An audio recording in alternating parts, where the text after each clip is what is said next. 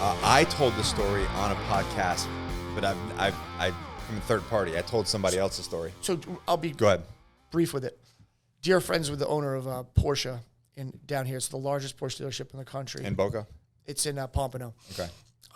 And I walk in there and I'm buying a car, and one of the cars I had to give away. Basically I'm looking around and I'm like, there's 15, 20 sales guys on the floor, places bumping. They had not now 4,000 or 5,000 cars in inventory. Yeah. And everyone's obese, everyone's moving slow except for a few guys. Seriously, down here? One of them was a patient. They're all older guys, been in the industry forever, selling exotics. Wow. And I go to David, the owner, who I was dear friends with before he passed away. And I said, David, I want to do something. I want to run a little beta here. I want you to give me your top 10 sales guys. I want to run blood work on them. I want to narrow it down to 5 guys here. And I'm going to give them free HRT for 10 to 15 weeks. It's on the house. For just the top 5 guys. Top 5 guys. That need it. Mm-hmm.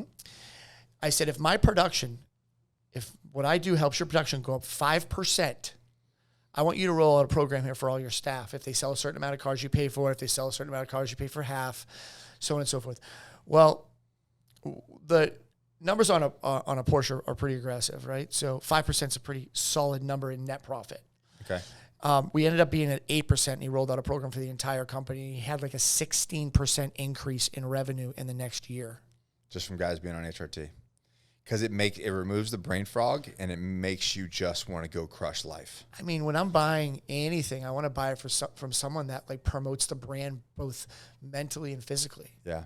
Like I want a guy that's like in good shape in a freaking polo shirt, doing the deal. So there's the dude, right? There's the guy. So this is why I get frustrated, because like, well, I can't afford that. Okay. And then in the same sentence, they're like, hey, I'm starting this. I got this small business that I'm starting, this e-commerce business or whatever it is. Yep. And I'm like, so I'm all my time is in that. It's like, well, dude, why don't you invest in yourself? Yeah. And I guarantee things will start flying. When I started my first company, and it was kind of just stagnant. You know what I mean? I was just like, I didn't have direction. I didn't know where I wanted to go. Well, I'm going to tell you that's important when you're starting a business, Nick. But for my brain, though, my brain just was not firing on all cylinders. And I was just like, it was very foggy. And I was like, I'm doing this thing, but like, what's the next level? How do I grow? How do I make more money? And it wasn't until I went to the brain clinic and then got on TRT, and it was like I was on fire. Yeah.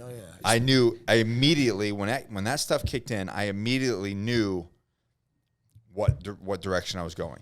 It's interesting, and for those out there who have never taken HRT before, the first 20 weeks of HRT are the best 20 weeks of your life. 100%. Because you see the drastic. It's a drastic change. Yeah. Then your body gets used to it. So transparently, you have to pay attention to your actions. Yeah. Right.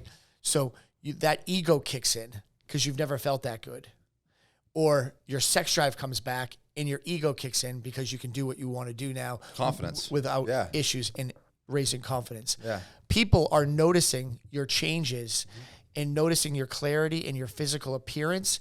Your confidence goes up. And that attracts everything. It attracts everything, but there's also a negative side to that too. Don't be a dick.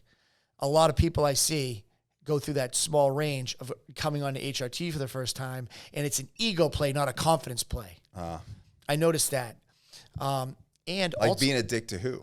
They just have that chip from HRT. Like I've legitimately had friends I've given HRT to, and they've been like kind of like, oh, look at me, I lost 20 pounds. Oh, look at me, I'm doing this now. I'm like, hey, bro, guess what? Go find that somewhere else. I'll see you later. Go pay full price. Someone did it to me. So, yeah. I mean, in a way more aggressive way manner. more aggressive way, yeah. So go back to listen to Sydney's last podcast. Yeah, so it's an interesting way of changing your life because it is so dramatic. So it goes back to what I was saying. Like, if you're one of those people that's like, well, I get that and I need it, but I can't afford it, and the VA is not going to give it to me, or whatever, my insurance is going to cover it. Dude, who cares? Who cares? Like, if it's going to benefit you, why can't you change your perception to do something that's going to benefit you? Exactly. Like, so I have a staff member, Allison, who's been with me forever. She's amazing. She works her ass off for me. And she was never in the HRT world, right? And she worked for a real estate company, I believe, before she came aboard. She's been with me for 9 years, maybe 10. Don't kill me, Allison. And she saw the benefits within the first 2 or 3 weeks of working at Core and had her husband in the clinic immediately. Really? That's happened like with 4 or 5 different people. And then how's he doing now?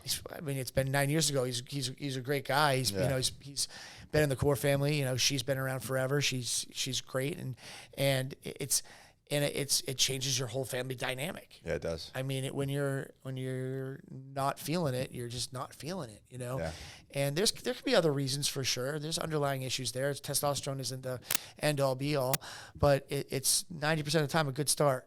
Well, yeah, and then you look at, you know, but what's great about you guys is you guys look at the whole, like, biggest blood panel you'll ever do. Exactly. And you find a lot of other things. Yeah. Yeah, it's great when you turn that light on for somebody. Like, I've had so many. So what do? You got a friend. They wouldn't be your friend. What'd you call it? You create a self-cleansing atmosphere, which we'll get into.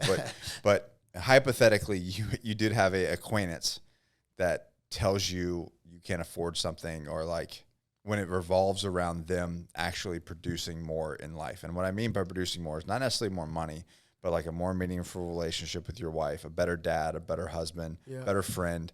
What would you tell them if they came out to you and be like, and they had that limiting like factor in their brain? So I take them out of the picture. What I want to do is, what I do there is I take it like really far, and I'm like, what would I tell you if you put a little bit of work and effort into this, that you could be in a position where you weren't worried about yourself and you could help others all the time? Yeah.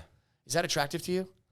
It'd be attractive to me. Yeah, it's great, because guess what? That shit's the most fulfilling thing in the world. I'm just right now in my life being able to start that journey like JP does. Yeah. Like he works hard, he makes money, but he's a 75-25 ratio now of working and helping others.